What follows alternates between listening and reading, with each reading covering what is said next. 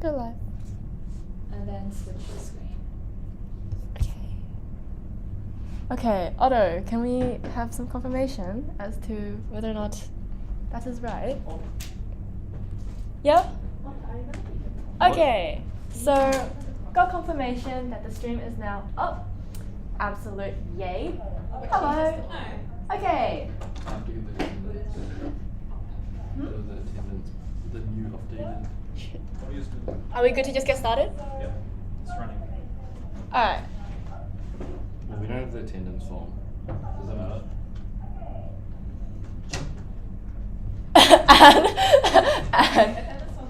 and It'll take like 1 minute.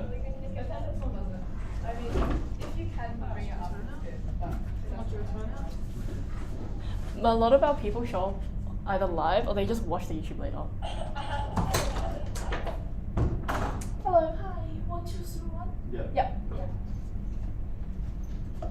We're just waiting a little bit before we just get started. Are you ready to get the...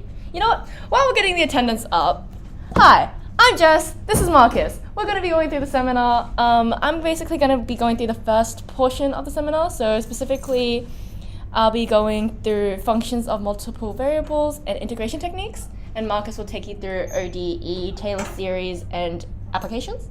Yep. Yeah. Integration, yep. Do you want a little bit more time for attendance? Mega slay. Yep. Email to myself. Mega slay.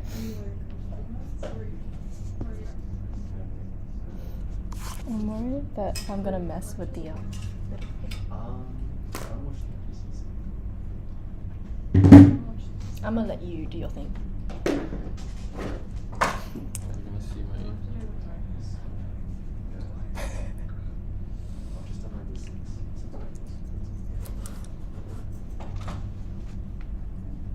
We're trying to get the attendance up.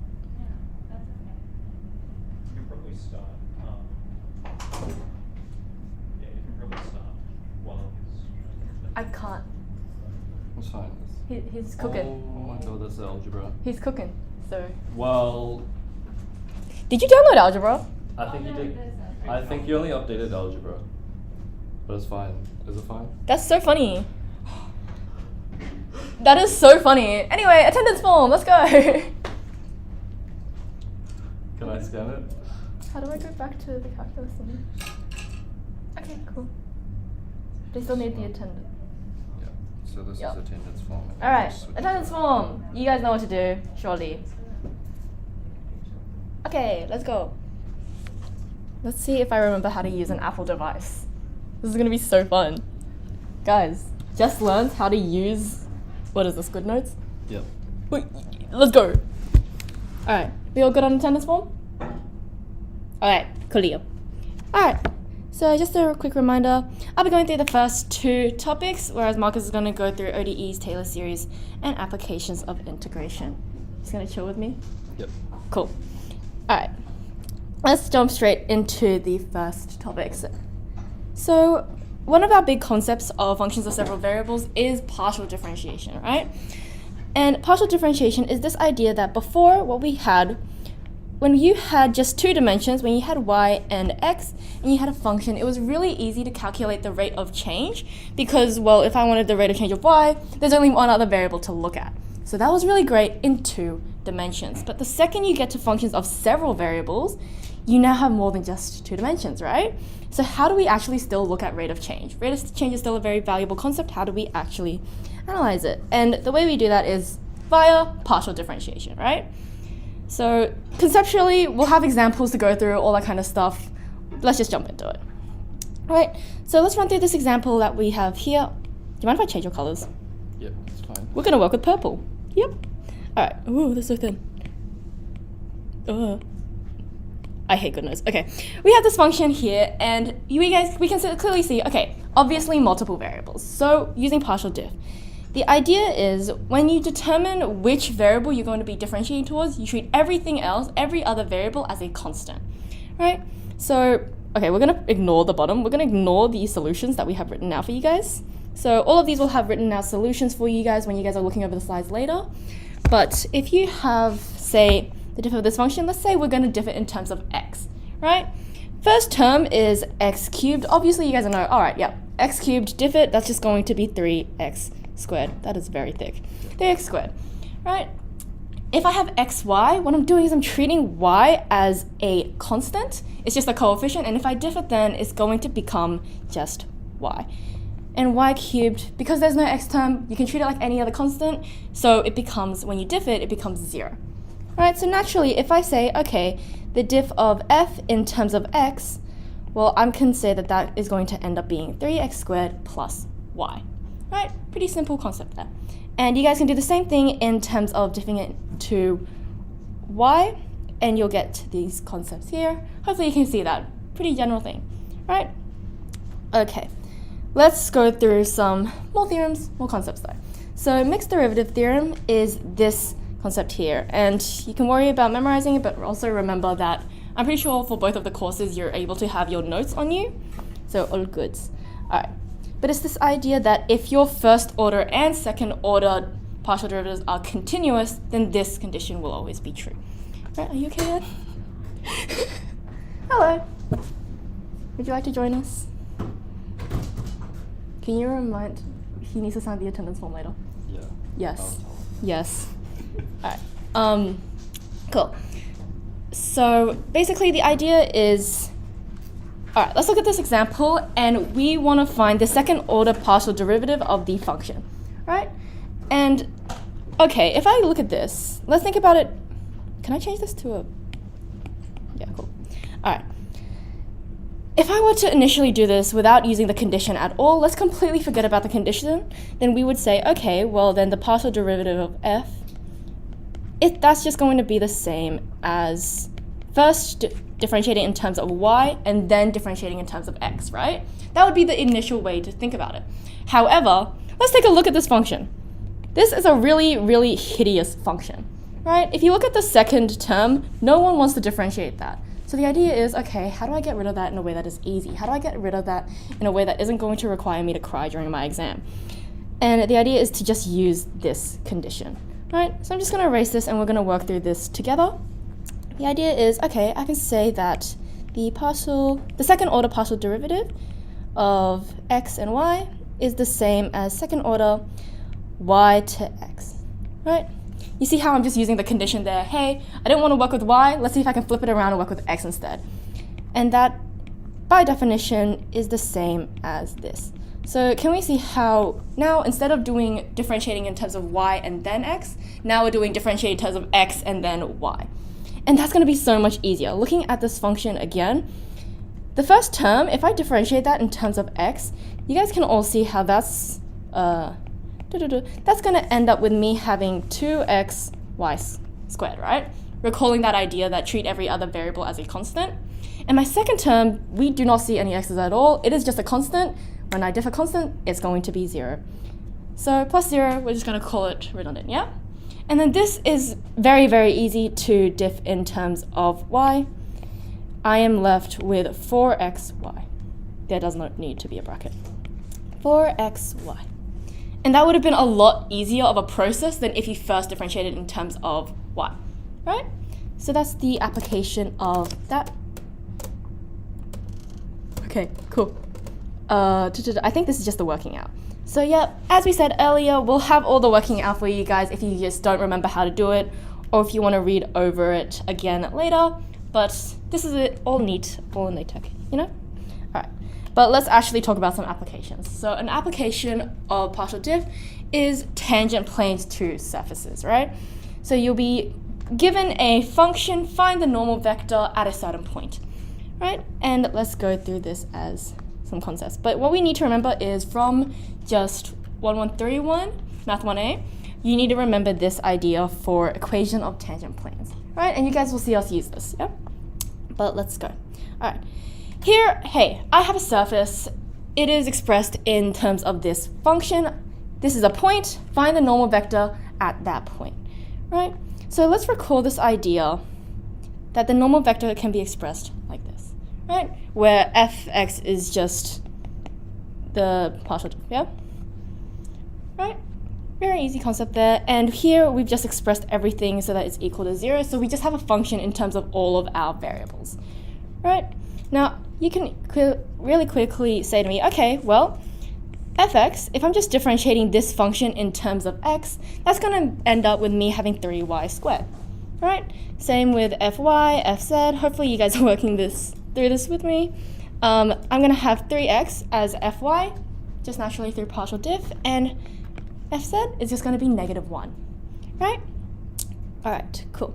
So the idea is now I can say, well, this normal vector can be expressed as this. And you'd be like, oh, that's great, but that's not exactly what we were trying to find. We were trying to find the normal vector at a certain point. So all of these points here is going to correspond with x, y, z, and we're just going to substitute it all in. Yeah? And I'm going to scroll down, and hopefully that working out will be there for me. Right? So we can clearly see, okay, there's a form, we had to apply the concept, substitute all the values in, we get a normal vector, and that would be our answer for part A. Now, let's take a look at part B. So part B says, find a Cartesian equation for the tangent plane to the surface at P. Right? So again, remember that really quick tangent plane form, the point normal form that we talked about earlier, we're going to be using it here. Right? So again, this n, that's just our normal vector that we found in part A. X is just x, P is the point that we are working in.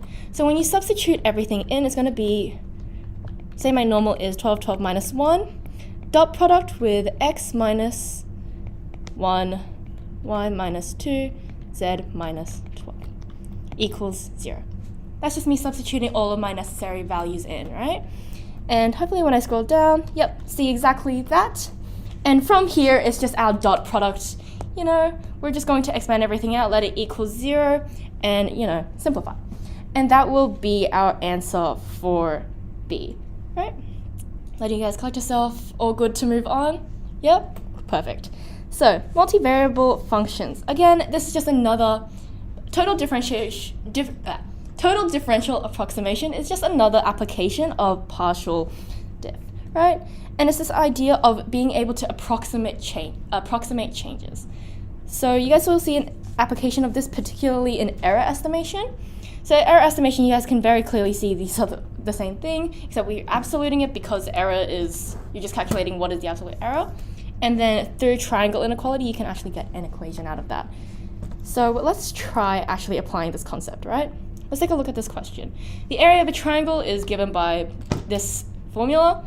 Use total differential approximation for A as a function of x and y to estimate the percentage increase in A when x increases by blah, y increases by blah, right?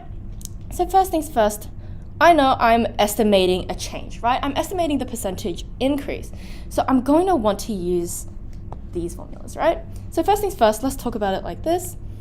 The change in x, when it tells me that x increases by 5%, I can say that, okay, well then it's going to change by this much, right?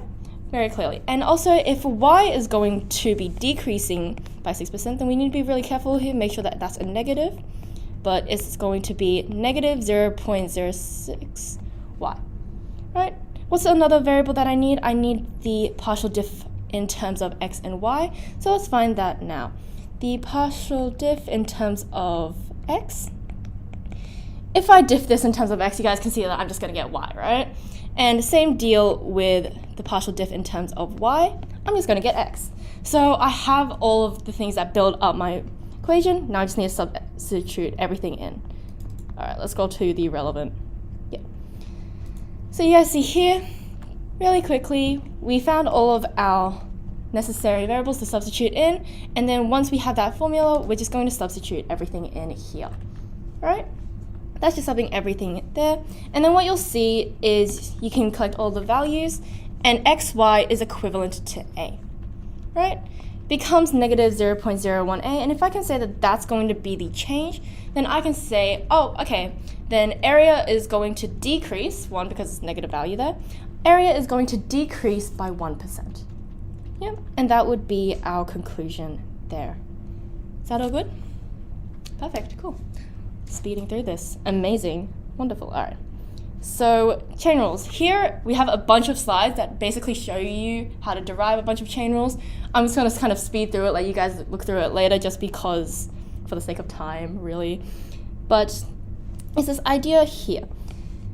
And the key things that I want to point out to you is that you really need to be careful that these variables always line up, and this ends up always being the thing that you want to find.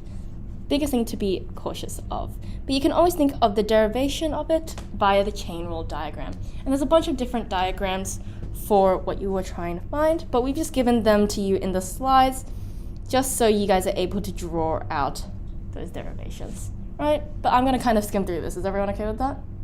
Yeah. But hopefully you see what we mean by a bunch of different types of chain rule diagrams for what you are trying to actually explore. Functions of 3 or more, that's fine. Truly monstrous expression, but at the end of the day, it's all the same concept. This idea of if you can draw out the chain rule diagram, you will always be able to be like, all right, well, first chain rule x to s, x to s, and then y to s, z to s, right? It's always this idea that you'll always use all trails in your chain rule diagram to derive the actual chain rule. But let's actually talk about an application. So suppose that z is a certain function where blah, blah, blah, blah. Use the chain rule to find this. All right? So first things first, if we did not know anything about chain rule, we will look at this and go, what on earth is happening, right? Because there is no u in this at all. The alternative is for us to just substitute everything in, and that is absolutely disgusting. We don't want to do that. So instead, what am I going to do? Okay. The idea is, if I recall chain rule, I'm just going to do this question myself. If I recall chain rule, I'll have, okay, the diff of z to u. I can say that, okay, well, I'm going to separate it out using my chain rule, which I can say as this. Pretend that I'm not writing d's. Yeah? Where I'm just separating it out all in terms of the constants that I do have. Not constants, variables that I do have. Yep. So that's how I'll go, all right, yep, this is going to be my partial diff formula that I'm trying to use. The question is, all right, I have formed an equation, now I need to fill in all of the blanks, fill in all the variables. So if I told you guys, hey, find me this, you'll be like, all right, yep, you know what? From what we've covered so far, pretty easy. Just get this equation, differentiate it in terms of a, I'm left with 2a, right? And then we can do that for these 3 variables, right? Just differentiate in terms of each respective variable. For the diff of a to u, we're going to do the same thing except for this equation here.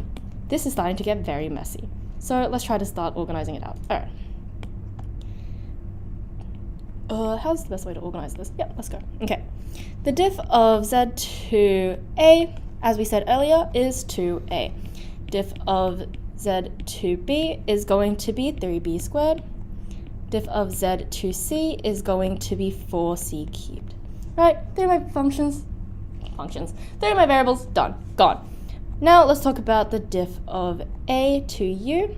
So obviously I'm going to be looking at this expression here. If I diff that in terms of u, you guys see I'm getting 1, right? Do that with all of my variables here. That is nonsense.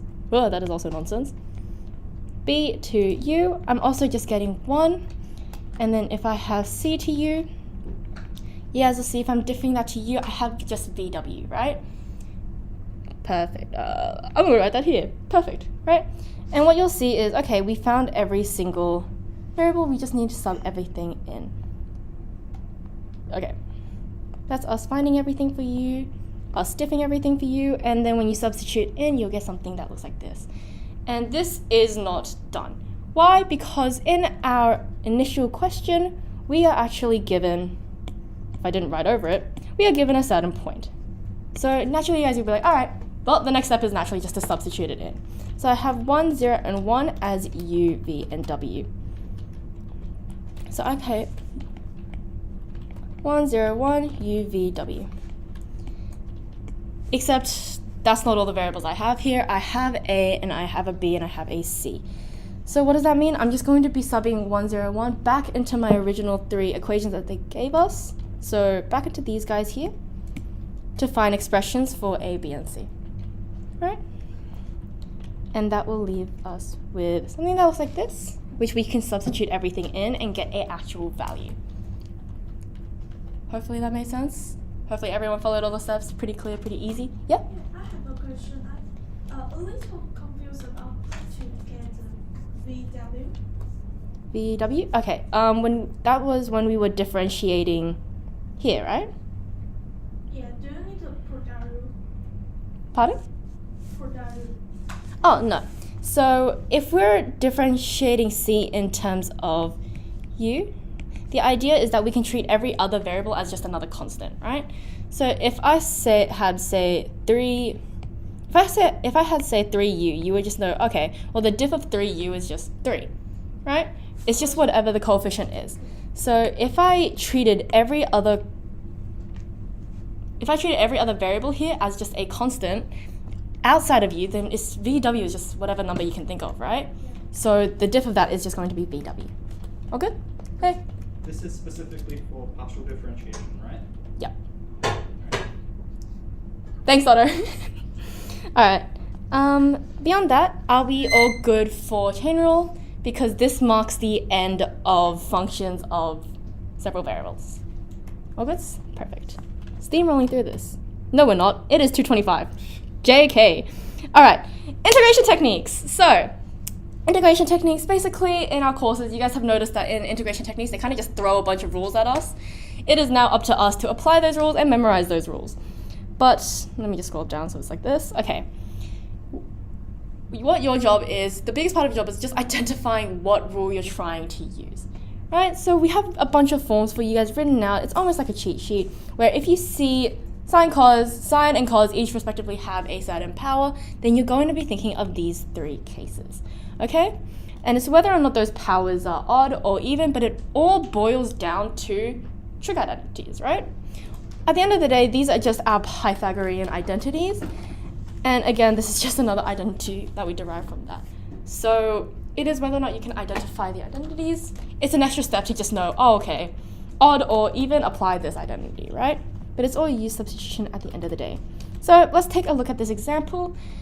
Integrate sine to the power of 4x dx. And quick hint, you are more than capable to do this in Maple. It's just also really great to know how to do this by hand.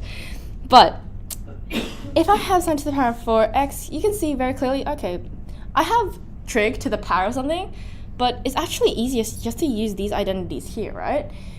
Because sine to the power of 4x is just the same as sine to the power of 2x, all squared again.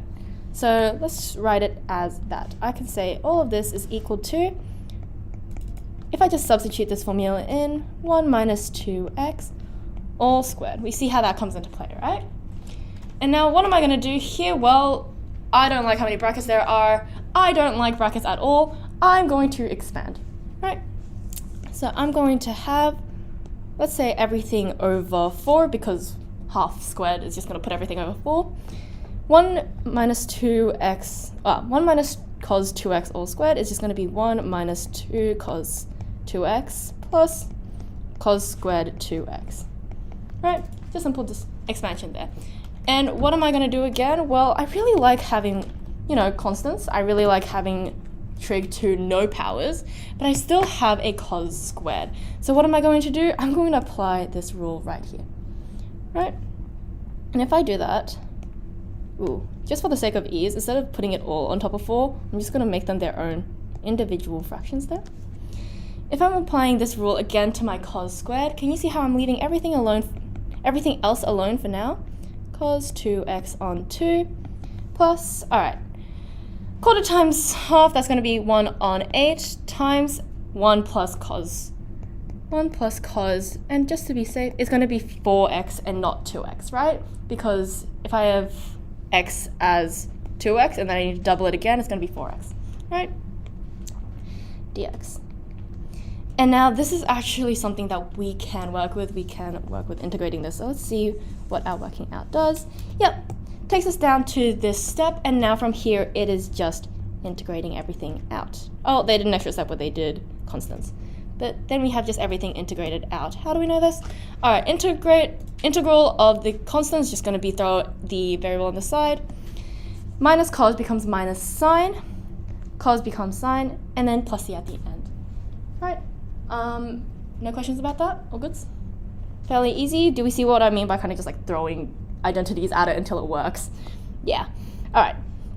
Let's play with another form though. So before we were playing with the idea that you have sine and cos to certain powers. Now instead we're playing with sine times cos, or cos times cos, or sine times sine. And again, we're given another series of cases that we kind of just need to know. All right? No really get around to it. I just kind of memorized them and I was like, yep, good enough for me. But let's go with here. So our example that we're playing with is going to be integrate sine 3x cos 2x. So first things first, identify what rule we want to use. Right? I have sine times cos. I'm going to be working with case number 1. Right? Why do I know that? Sine cos instead of cos cos or sine sine. So let's just apply this rule.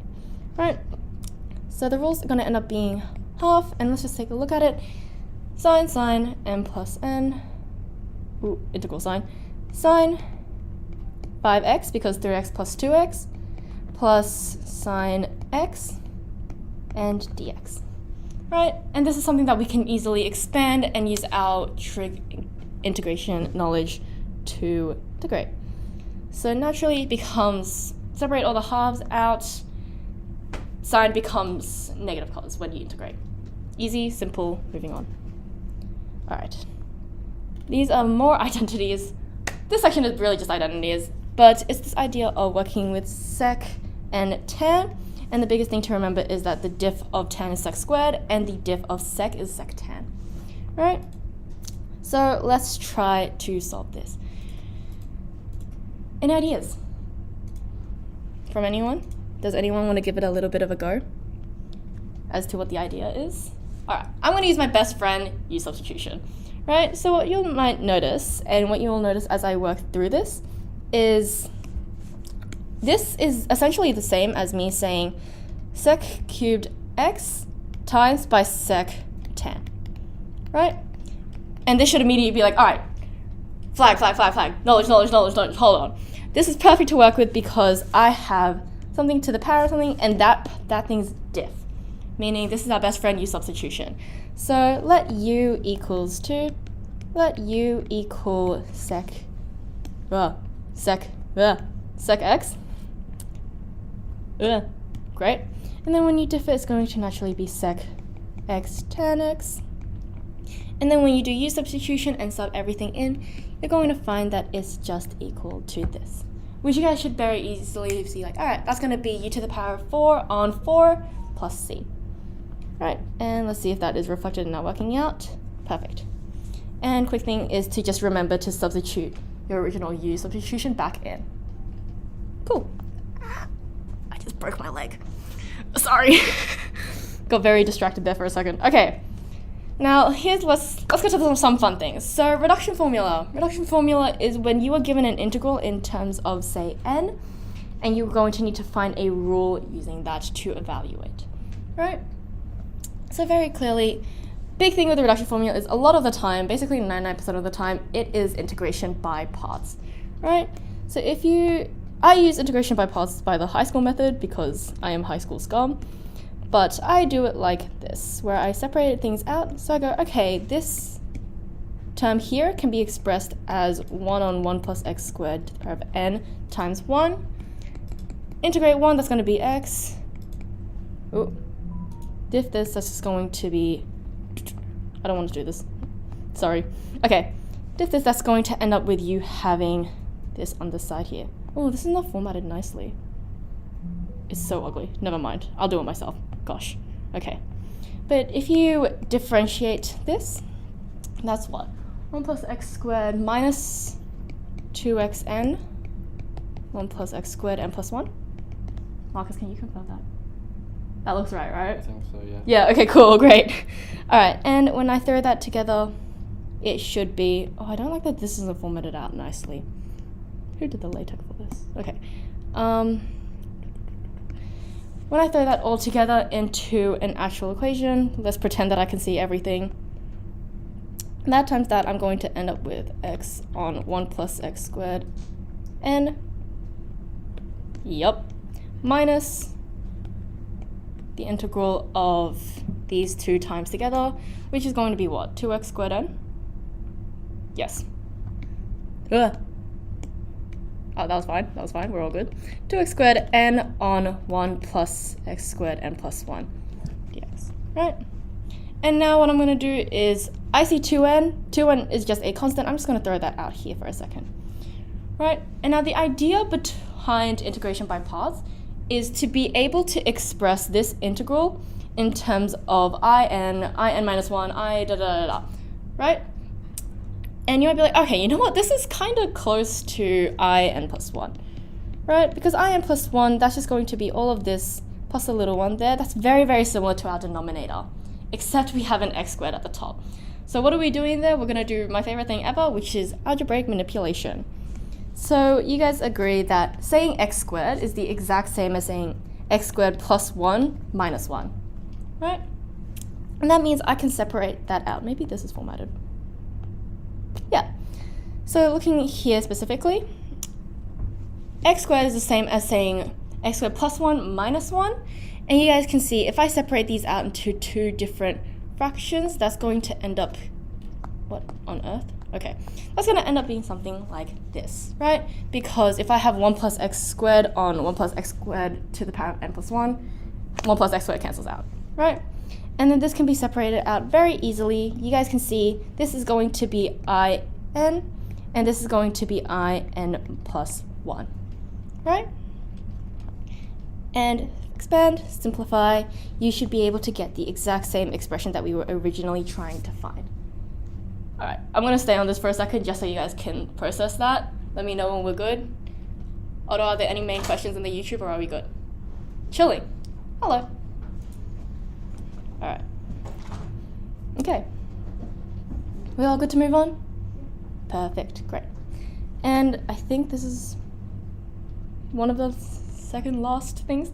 Trig and hyperbolic substitutions. You guys should remember this from our lab test. We got something that basically assessed us on this, if we remember correctly. Right, and it's this idea of if you were given something like this, if you see a square root and then two terms inside of it, you should basically be like, all right, maybe there's a trig substitution somewhere, right? But we gave you this cute little table so you guys can look at it when you guys are studying. So let's take a look at the question, right? Find da da da da. And I see that there's a square root, x squared minus something else. So I'm going to be like, all right, I'm going to try playing with substitutions. Okay? Okay. So let's see. Let's substitute x equals sec theta. Why do I know it's going to be sec theta? Because, yay, tables. Good. Study notes. Great. Cool. So we're going to play with x equals sec theta. As we remember from earlier, the diff of that is going to be sec 10.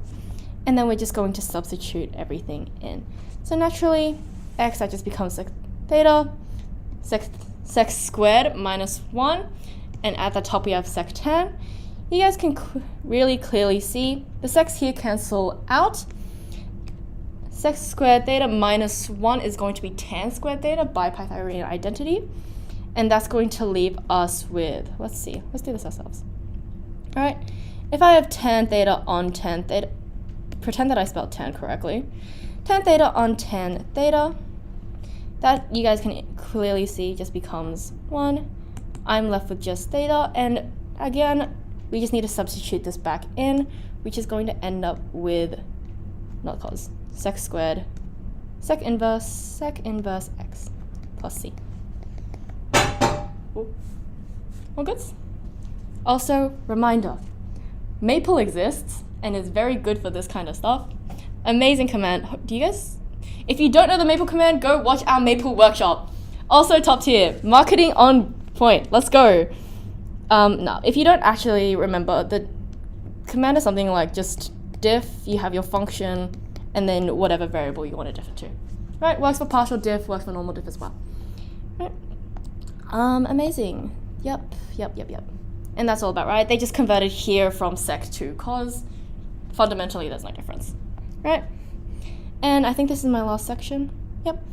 All right, partial fractions. Pretty simple partial fraction question, but it's this idea of if you have a really ugly polynomial denominator, we can split it up by a partial. So we are given that blah, blah, blah expression, right? And we are told to find this. So we can identify, all right, these two are the same thing. So surely integrating this is going to be the same as integrating 2 on x plus 3 plus da da da, same thing. Right? So just rewriting everything in terms of splitting it up, right? And what you guys should be able to see is that my first term, if I integrate that, that's just a log integration. And my second term here is something that can be split using algebraic manipulation. Right? Let's just go through the working out ourselves. So when you split it up using algebraic manipulation, you're just separating it so that there's one that has x and one with 5 on x squared. This again becomes log, and this is just tan inverse. Right? And actually that is the end of partial fractions. Perfect. Just checking that there are no questions. Cool. Auto checking that there are no questions. Alright. I am now passing off to our marvelous Marcus to take over the next section. Yeah. I'm going to dip. Thank you, Jess. Bye bye. Right, well, so we move on to ODEs. So here are the types of ODEs. So we have the separable ODEs, first order linear ODEs, exact, second order linear, and subset of that is the homogeneous and the non-homogeneous cases. So starting off with the easiest case, we got the separable ODEs. So these are things which you probably have encountered in high school with this very simple form of dy over dx and then just one term on the right side. So you can see here that we can just bring all the y terms to one side and the x terms to the other. So in this case it would be very simple. Dividing both sides by y squared. And from there, you should be able to solve that, right? So the next form is when we have to make a substitution for our ODE. So this is probably the most common substitution, where you substitute in y over x equals v, or whatever you want to call your variable. So here's an example. So we can see that when we split this fraction up, we get y over x plus y over x squared. And then this is in quite a nice form for our substitution. Yep. So yeah, using our substitution of y over x equals v, we can see that this term will become v and this other term will become v squared. And because we're dealing in terms of v now, we have to change our dy over dx.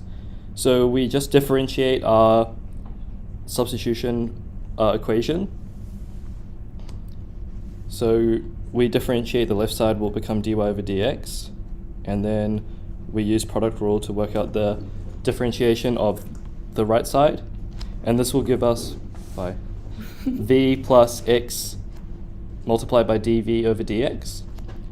So now we can substitute in our value for dy over dx into the left side of the equation, and of course our left side is now v plus v squared, and that gives us this. Now we subtract v from both sides and we're left with a separable ODE, which should be easy to solve from there. Right, so now we have the first order linear ODEs, which are in this form. Dy over dx plus a function of x multiplied by y is equal to another function of x. So here's an example of this. What you would want to do before you started solving this is to get the dy over dx on its own. It's also possible that you may be given this equation, but there may be an x term multiplied here, and you would just want to rearrange it into this form where the dy over dx is on its own. So this is the method for solving these ODEs.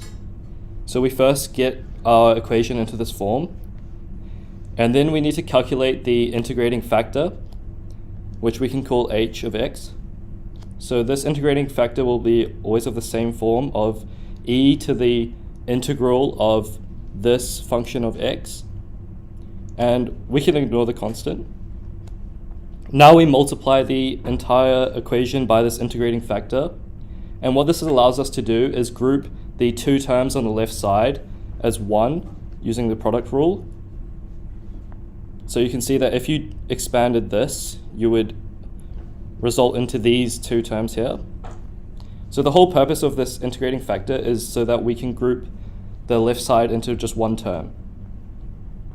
Now the reason why we can ignore the constant of integration when we're calculating the integrating factor is because if we have the constant, so we have the integral here, and then we have the constant, say c, then that means we'll have a constant a multiplied by e to the integration of f.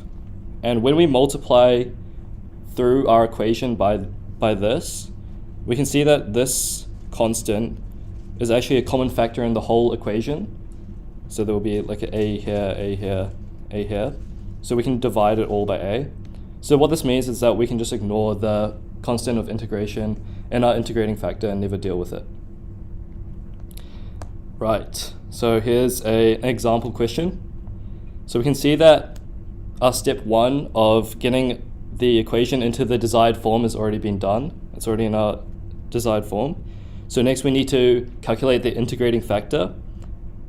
So to do that, we will take e to the integral of this term here, remembering the negative sign. So to do this, this integration, as we learned before, will just be a natural log integration by making the top the differential of the bottom, by taking out 1/2, so we get this 2 here, which is the differential of negative x squared. And you can see that the e and the natural log will cancel out, and we're just left with this term here, square root of 1 minus x squared. So now we need to multiply both sides of the equation by this integrating factor. And using the product rule, we can combine the left side into this one term. And on the right side, our result would just simplify to this, because we've got this multiplied by this integrating factor. So now we just integrate both sides. So because we're integrating this differentiation, the differentiation will just cancel and we're left with what's inside the brackets. And then integrating the right side is what we just learned before, where we've got the sign, the inverse sign. And now we can plug in our initial values of x equals 0, y equals 1 to find our constant. So very simple substitution, and we just get our constant is equal to 1, and then we solve for y, and that is our final equation.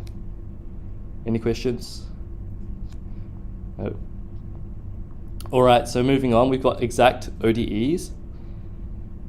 So they're in this form where we have a function of x and y plus a function of x and y multiplied by dy over dx is equal to 0.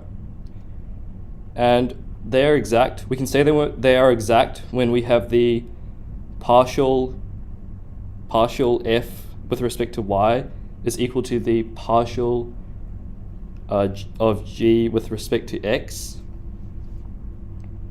So, and then in this case, we can find eventually the function of h of x and y is equal to a constant, where the partial of h with respect to x is equal to our function here f, and the partial of h with respect to y is equal to our function g.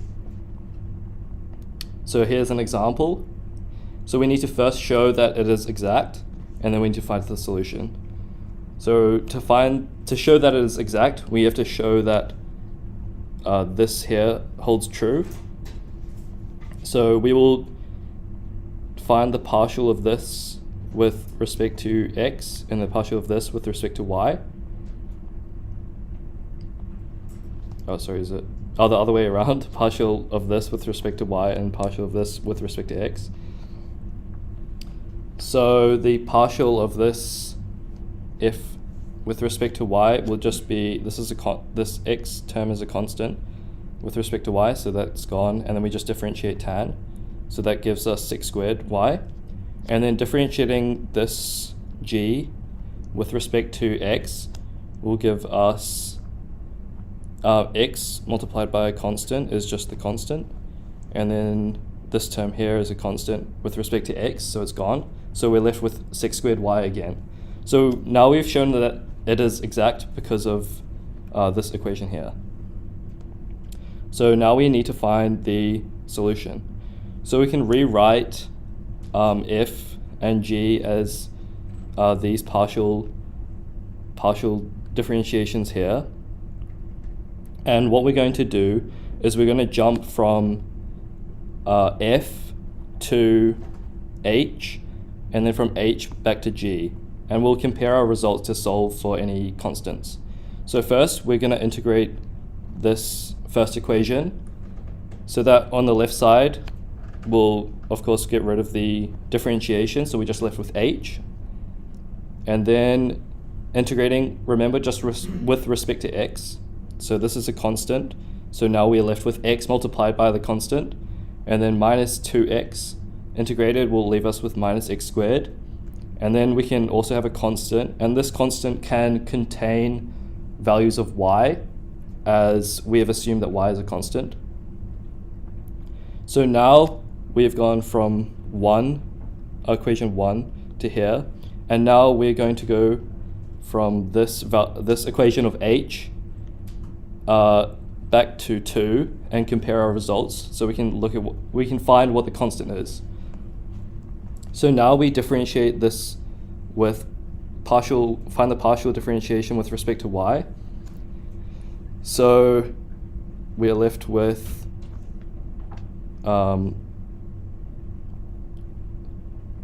x multiplied by 6 squared y, and also this is a constant with respect to y, so this will become 0. And then this constant which we had, which could be in terms of y, is now become the differentiation of that.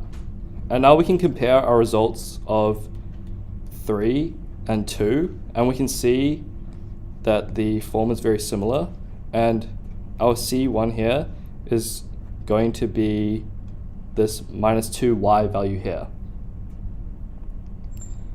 So now that we found this value, we can then integrate this to find the value in h.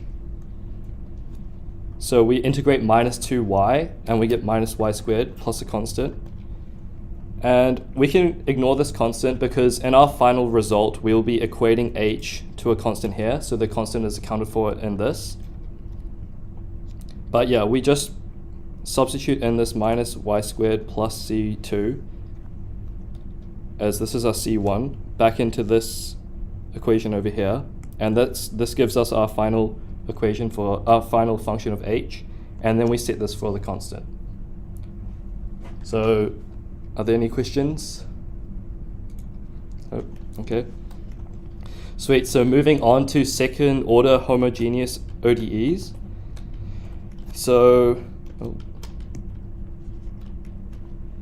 they are of this form, where we have the second differentiation of y with respect to x plus a dy over dx plus by and equals 0. So that is what this homogeneous means, is that on the right side this will be 0. So the method to solve these is we plug in y equals a times e to the lambda x, and what happens when we do that is we will differentiate to get dy over dx and differentiate again to get d squared y over dx squared. So when we plug that in, we're left with this, and we can factor out the a multiplied by e to the lambda x, and this will give us our characteristic equation, which will give us the lambda for our complementary function. So you'll always be doing the same method of plugging in this. However, you can see that there's a direct link between our original equation and the characteristic function. You can see that there is no constant multiplied by the lambda squared, and this a is the same as this a up here, and same for the b. So you'll always be in this form of just this simple quadratic. So there are, depending on the roots, there's solutions for lambda. There are different cases. So you might just get two. The easiest is you get two distinct real roots, in which case your general solution will be in this form, where this is what we're finding our lambda for. There will be e to the power of lambda x plus our second lambda x over here.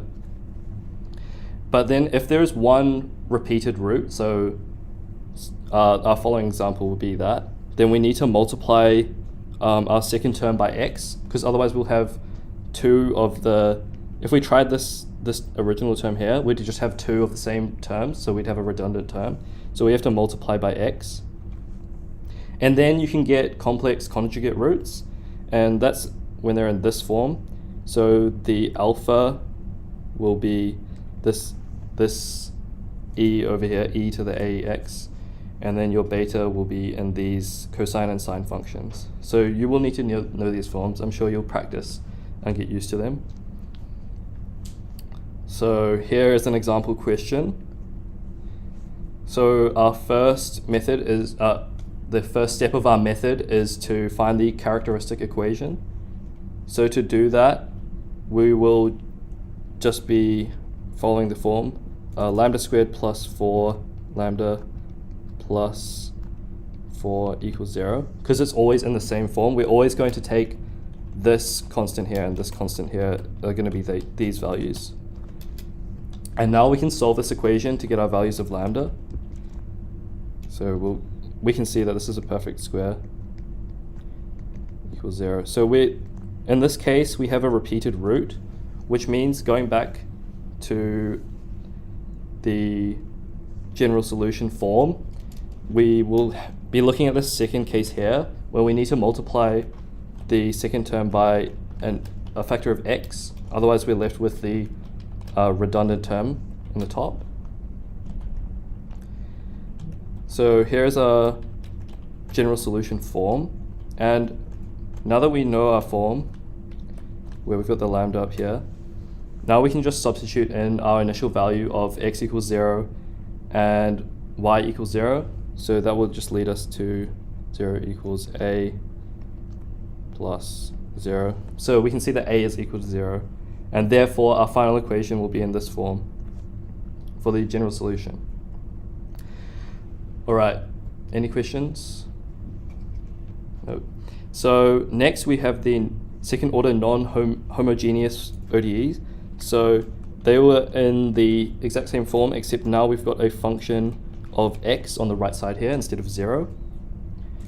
So when we're working this out, we first repeat the same methods as the homogeneous equation, the homogeneous case, and then we need to, that will give us our complementary function, and then we need to find the particular solution to deal with what's going on the right side here. So when we're finding the particular solution, we have to make a guess, and then we'll substitute that back in and equate constants to find the value of the particular solution. So the guesses for the particular solution will essentially match what our function f of x is on this right side here. So if we have a polynomial of degree n, then our guess for the particular solution will be a polynomial of degree n. So say on the right side you had x squared, then your guess would be alpha x squared plus beta x plus c. And yeah, so you're essentially just matching the format of the function of x when you're making the guess for the particular solution. And it's important to note for the cases in which you have cosine or sine, you need your guess to be cosine plus sine. So say the left side, f of x, was equal to cosine x, your guess for the particular solution has to be of this form, with it adding the sign as well. Because when you differentiate it twice and substitute it back in, you'll get the cosine again. So this is important to note. And the last case is similar as well. And if on the right side we just have a constant, say 5, then our guess for the particular solution will be a constant. We can just call that alpha. So now we have an example. So once again, our procedure will be the same as if it was the homogeneous case to begin with. So we'll treat it as the homogeneous case. So we're left with this for the characteristic equation. And we can find our values of lambda equals 2 and 3. And that will give us the complementary function in this form. E to the 3x. But now we have a problem when we go to find our particular solution, because the right side of the equation is already being accounted for in our complementary function here. So similar to when we had the repeated root, we had to multiply by a factor of x. We'll do the same here when we're making the guess for our particular solution. So instead of, normally we would just guess c e to the 2x, but because it's already in the function of the complementary function, we have to multiply by a term of x. And so here's our guess for the particular solution, and then we will differentiate once and then twice, and then substitute these values back into our initial equation. And once we've done that, then we will be able to equate coefficients and we'll be able to solve for the constant c. So it is important to note you might be left with like multiple constants. In this case, we only have one constant, but say the right side was of the same form, but you had +2, then your guess would have been this plus another constant alpha. And then you would be left with some alpha here is equal to something 2. And you would just equate the coefficients of, say, e to the 2x is equal to this coefficient of the e to the 2x. And then this alpha, this constant, would just be equal to the constant over here. So in this case, we didn't have a constant, so we didn't have to worry about that. So we're just left with this c equals -10.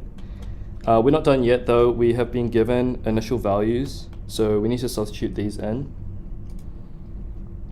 So we first substitute it in to get our first simultaneous equation, and then we will differentiate the function because one of our values is that the y prime is equal to 1 at x equals 0. And then we'll substitute that in, and then we'll solve these two equations simultaneously, and that will give us our final solution.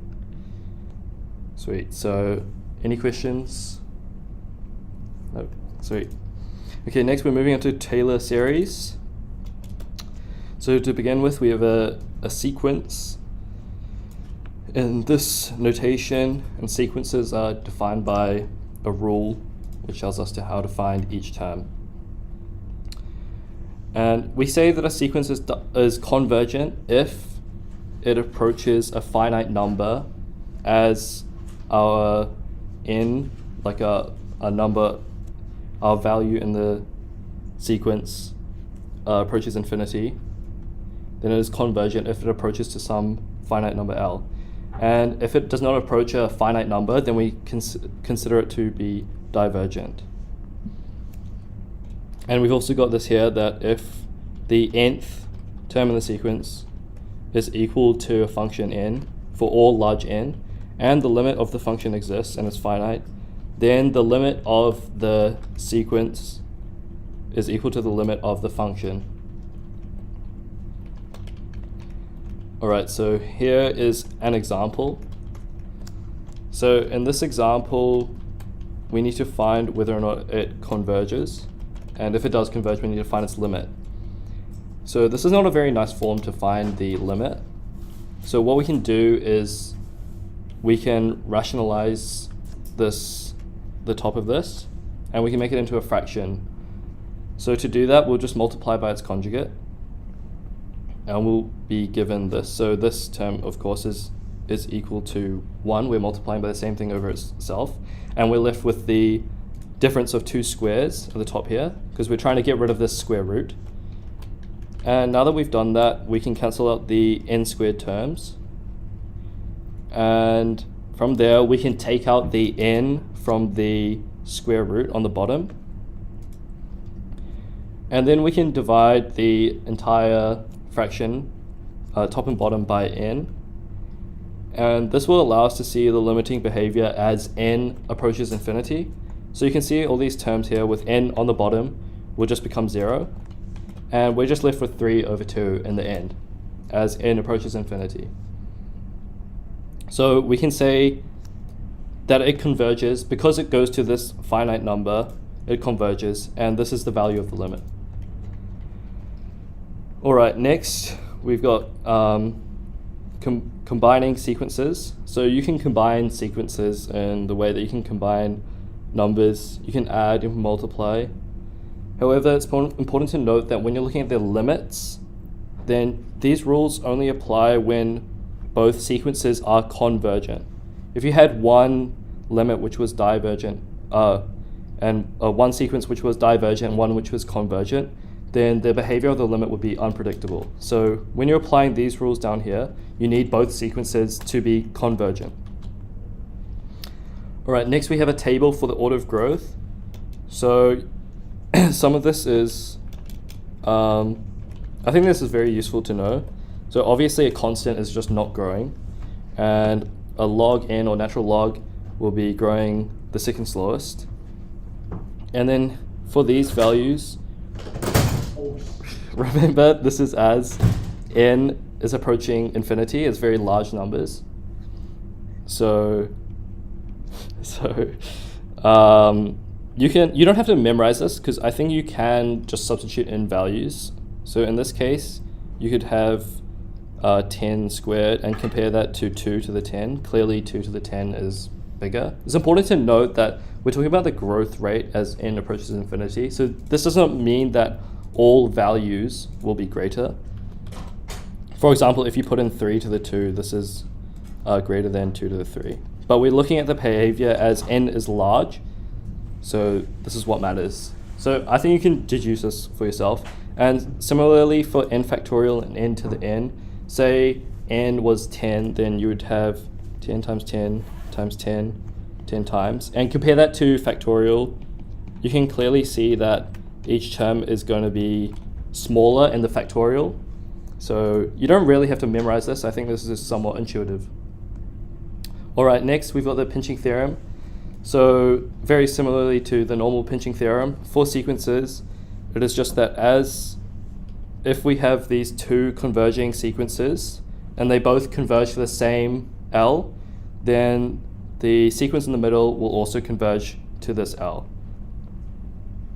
All right, so this is for 1241 only, but we consider a sequence to be monotonic if it is increasing, non-decreasing, decreasing, or non-increasing. So what that means is that it's essentially got the same behavior throughout the entire sequence. You will not be able to find two values in the same sequence for which, say, one was increasing and one was decreasing. So monotonic just means it's doing the same thing the whole time.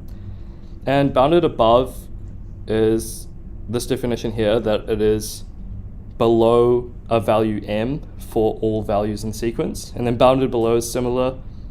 It is above of all values in the sequence are above an m.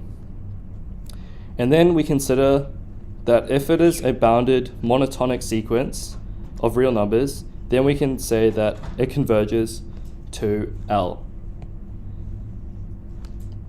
Right, so similarly, once again 1, 2, 4, 1 only, we've got the supremum and infimum. So this is essentially just the least, this is the least upper bound and the greatest lower bound. So you can imagine the supremum, if we've got this sequence, something like this, then we've got the least upper bound would be here, assuming that for all values in the sequence it will be below m. And the infimum is the similar thing, it's just the greatest lower bound, it will be on the bottom there. Alright, so now we have an example question of finding the supremum and infimum of the following set. So in this case, this set is strictly increasing. So the first value would be 2, and the second value would be 2.5, and so on. So because this set is strictly increasing, we can say that the supremum is actually not defined, because this the value of the sequence will go towards infinity as we get larger, and the infimum will be the very first sequence, because after that it is strictly increasing. So the infimum will be the value of the first term, which is 2, and yeah, the sequence diverges to infinity, so the supremum does not exist. Next, we've got sums. So a partial sum represents the sum of terms from this value to this value. So then we can define this as the infinite series. So if, similarly to before, if the series converges to a finite number L, then we can say that this converges. And if it does not approach a finite number, then it diverges. And similarly to before, we can split sums. So the series of the sums is equal to the sum of the series. And we can take out a constant alpha from the series as well. And also if we have a finite sum, then the first n terms are irrelevant as to whether or not it converges. So this is given that it does converge. Then it does not matter where we start from in the sequence, it will converge. We don't always have to start from 0. Alright, so we have the kth term test for divergence. So if the value in the sequence does not approach 0, as k approaches infinity, then the series will diverge. And we can rewrite this as, if the series does converge, then the value in the series will approach 0 as k gets larger. And next we also have the comparison test. So it's important to take note of the ordering of what is small and what is larger here. So if we have the slightly larger series, if this slightly larger series converges, then we can say that the slightly smaller series also converges. And if we have this slightly smaller series diverges, then the slightly larger or the larger series will also diverge. So it's important to take note of the order of size here and what you can conclude. And next we also have the p series. So this will converge if p is greater than 1, and it will diverge if p is less than or equal to 1. So this is also important to note. So here is an example. So we are given that this is a convergent series. Therefore, the first question is to state the limit as n approaches infinity. So because it is a convergent series, we know from before that because it's convergent, then as we get a larger k or a larger n in this case, then the value in the series must go towards 0. So we can conclude, based on the fact that it's a convergent series, that this limit must approach 0. Next question, we have to use the nth test to show that this series diverges. So using our answer from A, this will approach 0. And because we've got this in here in the natural log, as this approaches 0, our natural log value will result in a smaller and smaller negative number, a greater negative number, if that makes sense. So the graph of natural log is not defined for negative inputs. So it's something like this. So as you can see in the first question, because our input here into the natural log function approaches 0, then as we're approaching 0 here, our value of natural log will approach negative infinity as we get lower and lower here. So we can say that as this value is not approaching 0, this series will diverge. And next, we've got C. So we're given that this is positive or greater than 0. 4x is greater than 0, which matches our initial series up here. And we need to determine whether or not this sum converges or diverges. So what we can do is we can rearrange the information. So we're given that this f of x is greater than 0, is positive. So that means x minus ln is greater than 0, which means that x is greater than natural log 1 plus x. And also x is greater than 0, so we can write this here. And by the comparison test, because we've already been given that the first series was convergent and it is larger than this series here, then this slightly smaller, the smaller series will also converge because the greater series will converge. So we can conclude by the comparison test that this series will converge. Right, next we've got the P series. So we need to state whether or not this statement is true or false. And the P series is converging when this P, or in this case S, is greater than 1. So this statement is false because it claims that it diverges. But we have been given a S or a P that is greater than 1. So we know that this series will converge. Yep. So next we've got the integral test. So we can apply the integral test when f is a continuous positive function that is decreasing. So this is important to note, the case in which you can apply the integral test. And essentially what this is saying is that the behavior of the integral will match the behavior of the series. If the integral converges, then so does the series. If the integral diverges, so does the series. And we also have the ratio test. So we'll find the slightly later value in the series, compare it to the current value, and this will give us a ratio. So if the slightly later term is smaller than 1, so this is the kth and this is k plus 1, then our ratio will be less than 1, and we can say that it converges because it is decreasing. And if it is greater than 1, then that means it is increasing, so it diverges. And if it is equal to 1, then the test is inconclusive. So we need to decide an appropriate test to use to determine whether or not this series will converge or diverge. So in this case, we're probably not going to use the integral test because of this term on the bottom here. It's not as convenient to integrate, so we're going to be looking to use the ratio test.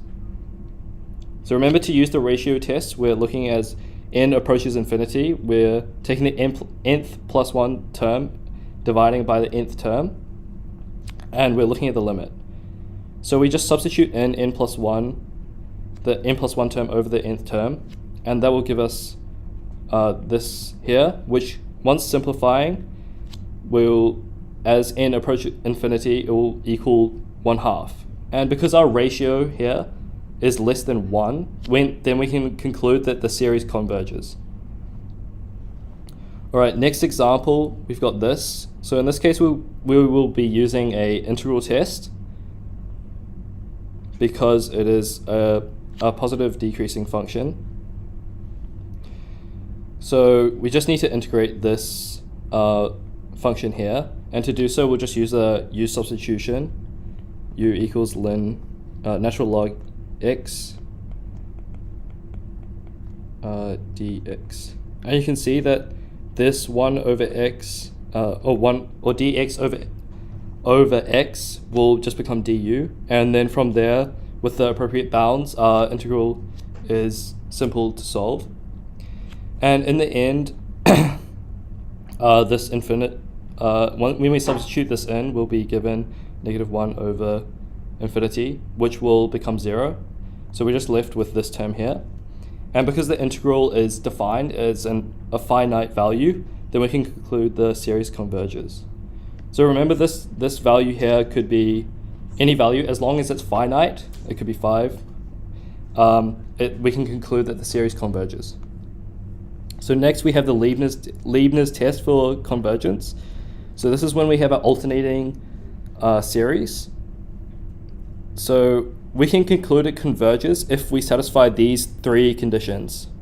So first we need each value, excluding this -1 to the k term, to be greater than or equal to 0. So that means that each sign will be like perfectly alternating, plus minus, plus minus, plus minus, with no exceptions. And then next we need a decreasing function where each term as we progress is, a non-increasing function, is equal to or smaller than the previous value. And then we also require that the limit as we approach k equals infinity, the value of the sequence becomes 0. Next we can consider whether or not a sequence is absolutely convergent or conditionally convergent. So this is mainly to do with these alternating series, where we instead take the absolute value, where we're ignoring this -1 to the k, and if it still converges, then we can say that this series absolutely converges. But then if it does not converge in this case, but it does converge by passing these tests, then we can call it conditionally convergent. So here is an example. We need to determine whether or not it converges or diverges, and if it does converge, whether it absolutely or conditionally converges. So first of all, because we've got this alternating series here, we're going to be looking to satisfy the 3 conditions of Leibniz test. So the first test was to determine whether or not each value was greater than or equal to 1. So we can see that from n is greater than or equal to 2, the n of course will be positive, and the natural log of n will also be positive. So we satisfy the first condition. Next we need to show that it is non-increasing. So here we will substitute in the nth plus 1 term, and we can see that as n plus 1 will be greater than n, and as natural log of n plus 1 will be greater than natural log of n. Therefore, because the denominator is bigger on this fraction, then this term here will be smaller than the previous term. So because we've got the terms are decreasing, we've satisfied our second condition. And next, our last condition is that as we approach infinity, the value will become 0. And we can see that the denominator here will become 0 as we approach infinity. So we've satisfied our third condition. So we can say that this series does converge because we've satisfied the 3 conditions. Next, we need to test whether or not it absolutely or conditionally converges. So we'll go back to our function here, and we will get rid of the -1n, and we'll be looking at the absolute value of this and see if it still converges.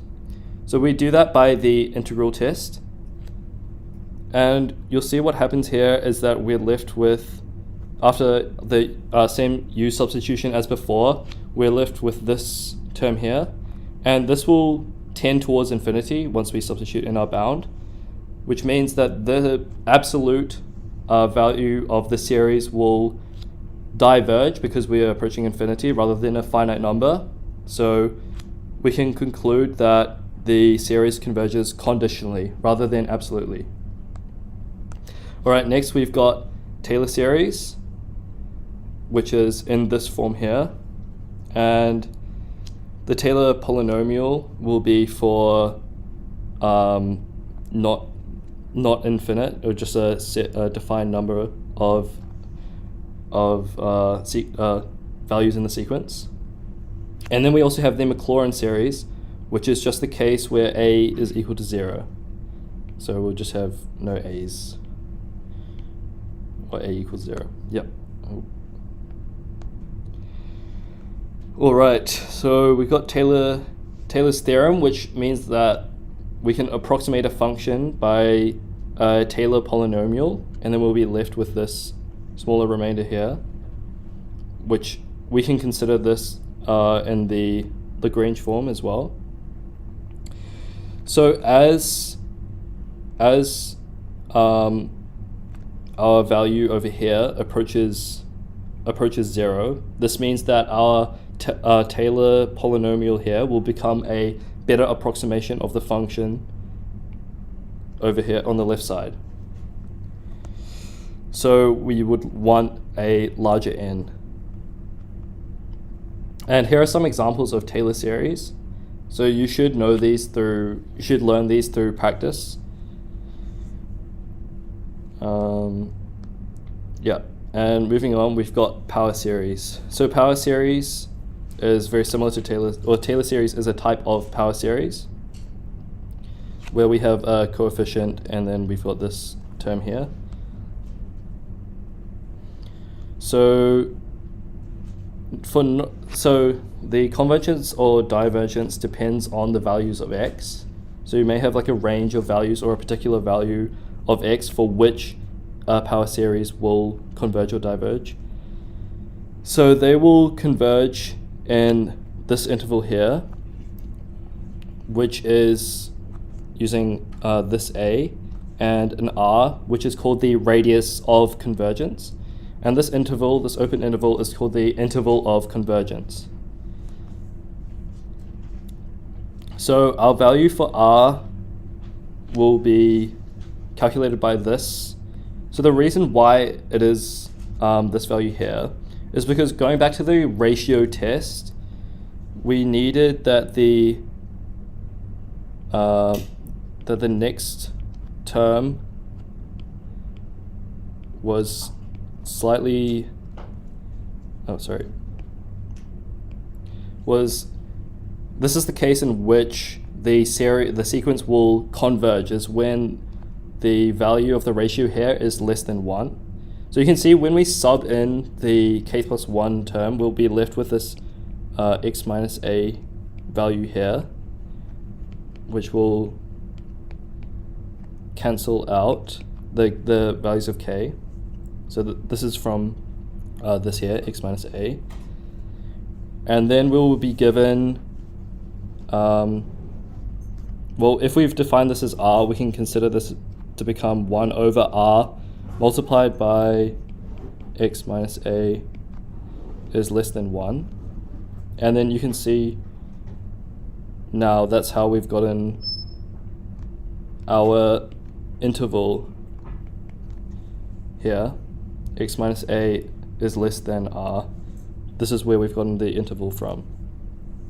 Because by the ratio test, we need the ratio of the next term over the current term to be less than 1. All right, so using the radius of convergence, the power series will converge whenever we satisfy this. And then similarly, if we had greater than 1 in this case, which is diverging, then when we rearrange the equation, we'll get this. So it's diverging because the ratio was greater than 1. All right, and for 1241, you will need to test the endpoints. to see whether or not it's closed or open interval. And to do this, you just substitute in. All good. All right, so here's an example. We need to find the open interval of convergence for this power series. So what we would first want to do is we need to get it into the form that we are familiar with. So this form is where we've got x on its own minus a to the power of k, and then a coefficient on the outside. So to do that, we'll just take out a power of 2 to the k from the top of the fraction here. Now we find r using our formula, using our equation. So to do that, we substitute the kth term and divide by the kth plus 1. And then after some cancellation, we're left with this limit here. And as k approaches infinity, then we can see the limiting behavior after we've expanded this bracket is just 1/2. So that's how we found our radius of convergence. And then our a value is simply this a value in the bracket here. So then our radius, interval of convergence will just be a plus or minus the radius of convergence. So 7/2 plus or minus our radius, which we calculated to be 1/2. And that will give us the open interval. And you also need to know that you can manipulate power series by differentiating or integrating. This can be useful because sometimes it's slightly off in the form that you want. You may be given like k x to the k minus 1 or something. So you may need to do some manipulation by differentiating or integrating to get a known form. So here's an example. We need to write down the Taylor series for sine of x squared about x equals 0 and state its radius of convergence. So you should know the Taylor series for sine of x is going to be this term here. And then we just need to substitute in each value of x as x squared, and that will give us our second equation here. And we can actually rewrite this as a series. And observing this series, this term on the bottom will mean that as k approaches infinity, then for all values of x, our like the value of the sequence will become 0 because of this term on the bottom here, which means that the value will approach 0, which means that for no matter what value of x, this series will always converge. So we can say that the radius of convergence is infinite.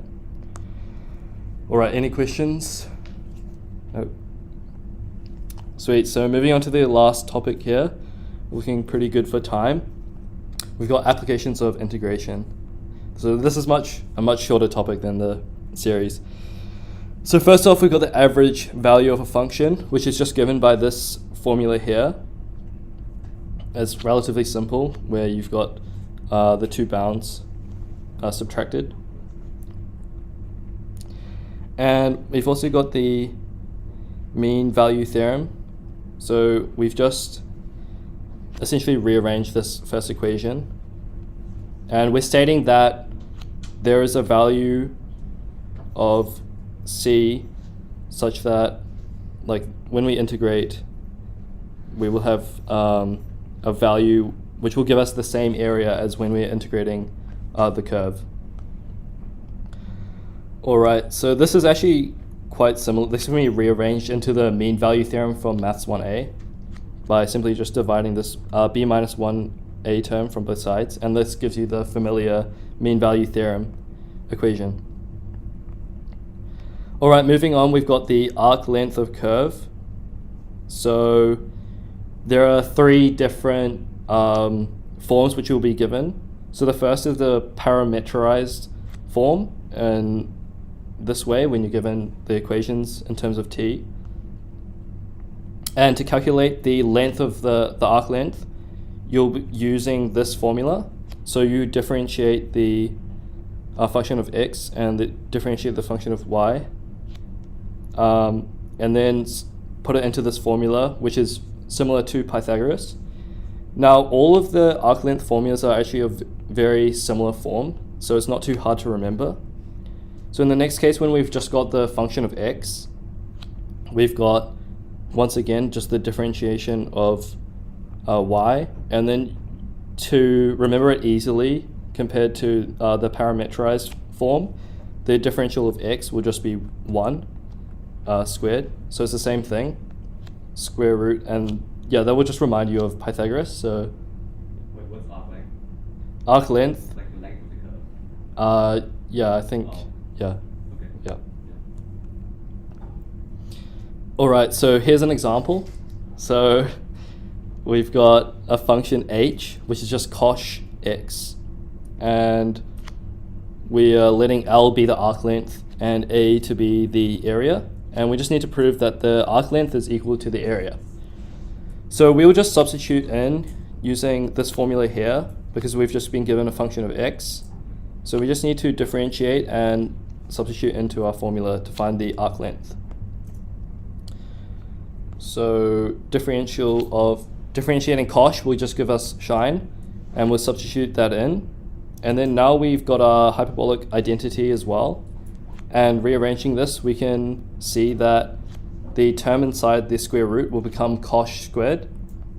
And obviously square root of a square will just be this value, the value. So the arc length is just cosh x. Next, of course, the area of a function is just the integral of the function. So we can see that the area is actually the same as the arc length for this particular curve. All right, next, the third form that you will be given will be in polar form of r is equal to a function in theta. And once again, it's a similar formula. We have Pythagoras looking thing of the square root of the sums of squares. So next, we move on to the surface area formula, which is very similar to the arc length formula. So in each case, it will just be it'll be equal to the arc length formula multiplied by 2 pi y. So in the parametrized version, it's just this. As you can see, this is our arc length for the parametrized form. And then the function of x form is again 2 pi y multiplied by our arc length formula. And then last of all, we have 2 pi y because of course r sine theta is equal to y multiplied by the arc length formula again. So you can see that these formulas are all essentially the same thing, so you don't have to memorize each one. So next, this is our final example. We've got a question here which asks us to find the surface area of the cone based on this equation. So we will just substitute into our second equation here because we've been given this form. So 2 pi and then y multiplied by this arc length formula. So substituting in, we have 2 pi y 1 plus, and then the differentiation of y, which of course constant times x, will just be left with the constant. So we just substitute that in, and then now we'll just rearrange. So we will take out a value of h from the square root. So we can multiply everything in the square root by h squared. So that means that this term will become r squared, and this 1 will become h squared. And now that we've done that, we can just take out all of this whole constant out of the integral, and we're just left with the integral of x, which from here is quite simple. We just sub in our bounds, and we're left with h squared over 2. And this h squared will cancel, and the 2 will cancel. So we're just left with our final answer here, which is what we were required to prove in the original question. All right, so that's it. We finished a bit early, but thank you for coming. Thank you for watching. This you can scan this here and you'll be given a revision sheet, which is just a really condensed form of what you need to know. And also, if you have any further questions, I'd recommend joining the MathSoc Discord, where you can ask questions on any past papers or anything. But yeah, thank you for coming. Join the Discord. You should just be able to search it online, or like it should be on the Facebook or website. Yeah. Sweet. And the slides, I'll be uploading them after tomorrow on the Yep. MathSoc website, so you can access them there as well. Yeah. Sweet. There's a lot of resources on the MathSoc website. So Yeah. if you guys are iffy on maybe content that was earlier in the course, Marcus, Jess, and our other academics members also wrote up all the lab test solutions. So if you guys are struggling with any of those types of questions, you can also visit those. Yay. I love you, Marcus. Thanks. End. Stop.